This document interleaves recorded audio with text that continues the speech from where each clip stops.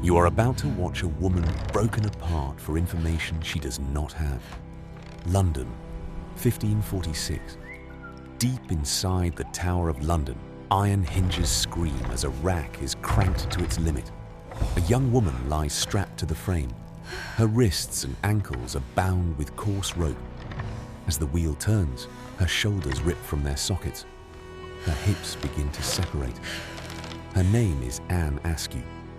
She is not a foreign spy. She is not a traitor plotting to overthrow the king. She is a slight, bookish woman, accused of the crime Henry VIII hated most, believing the wrong things about God. At the foot of the rack stands the Lord Chancellor of England, Thomas Wriothesley. This is the king's chief minister. He is not here to watch, he is here to work. The official record says Anne confessed nothing. That sounds almost noble, heroic, but the reality was far more vicious. Picture Wriothesley's hands on the wheel itself. He is not delegating this to a jailer. He is leaning into it, grinding bone against joint. Each turn stretches Anne's body further, the tendons in her arms snapping one by one. He demands names, powerful names, courtiers, ladies close to Queen Catherine Parr. He is not really interested in Anne's faith. He is interested in whether he can use her screams to bring down people above her. Anne passes out. They throw water in her face. They keep going. By the time they're done, she can no longer walk. When she is finally burned at Smithfield, they have to carry her to the stake and tie her upright just to make the execution possible. The reports simply say she was examined on the rack, as if this was a routine procedure, as if the tower was a place where the truth was calmly discovered. But this building was never about truth. It was designed to make the entire city afraid. To understand the tower, you have to go back to the beginning and look at it the way Londoners first saw it. It is the late 11th century. Most of London is low and wooden. Crooked lanes, timber houses, smoke curling from thatched roofs. And then, over all of it, something impossible appears on the skyline. A block of pale stone, thick as a fortress, rising above the city like a clenched fist. William the Conqueror did not build this white tower to protect London. He had just taken the city by force.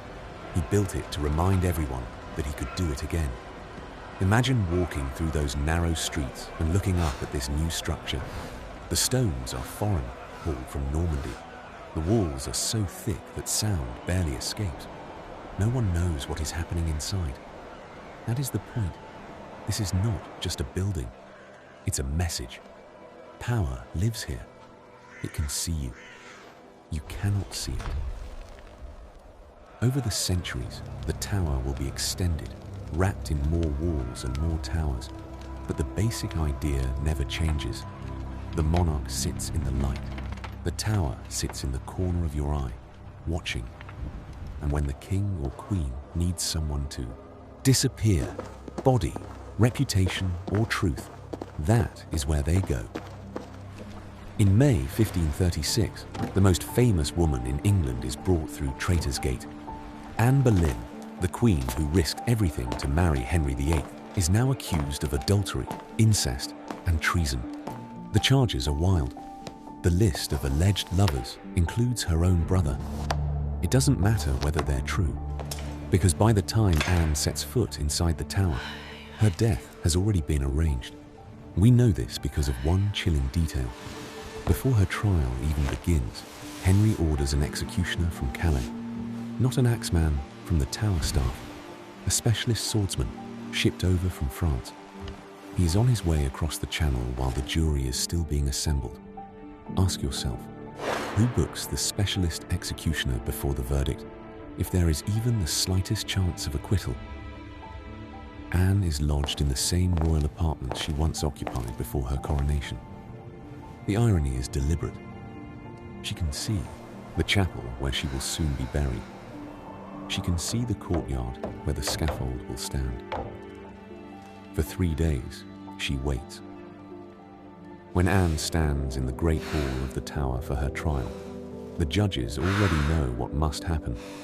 The French swordsman is getting closer with every tide. She defends herself fiercely. Even hostile observers admit she speaks with clarity and courage. But the tower is not a place where a queen can defeat a king. The verdict is handed down. Death.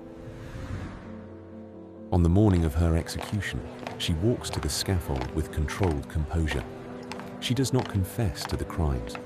She does not accuse Henry. She sticks to the ritual words. She prays for the king, declares herself his loyal wife, and commends her soul to God. This is not because she has suddenly accepted justice. It is because everyone here knows the rules. The tower can destroy your body. It does not want your last words to destroy the king's reputation. The swordsman waits, unusually close. There is no block. Anne kneels on the bare boards. She has been told that the sword is hidden. She will not see it coming. The crowd falls silent. The official account will say only that she died with a devout, womanly demeanor, clean, controlled, almost polite. But beneath that sentence lies the real use of this place. Not justice, not truth, but the careful management of death. If the tower can torture a woman like Anne Askew and erase the legal rights of a queen like Anne Boleyn, what chance does a child have? In 1483, 2 boys arrive at the tower as royal heirs. They will leave it as ghosts. The elder is Edward, about 12 years old. The younger is his brother Richard, about 9. They are brought to the tower in preparation for Edward's coronation. This is normal. Kings traditionally stay here before they are crowned, but within weeks, their uncle Richard, Duke of Gloucester, declares them illegitimate. He takes the crown as Richard III. And the boys. They are seen less and are less. Chroniclers note that they stop appearing at the windows. No more games in the yard. No more glimpses of small figures on the walls. Then, nothing. No formal announcement. No funeral. The tower simply swallows them. Years later, rumors circulate. Some say they were smothered in their sleep. Others say they were starved slowly. Every version agrees on one thing. Whatever happened, it happened here, inside these walls, out of sight. Then, in 1674, nearly 2 centuries later, workmen demolishing a staircase in the White Tower uncover a small wooden chest. Inside are the skeletons of 2 children. The bones are found precisely where you would hide bodies you never once seen. Deep in the stone heart of the fortress, beneath a staircase, sealed away. Even in death, the tower keeps its secrets.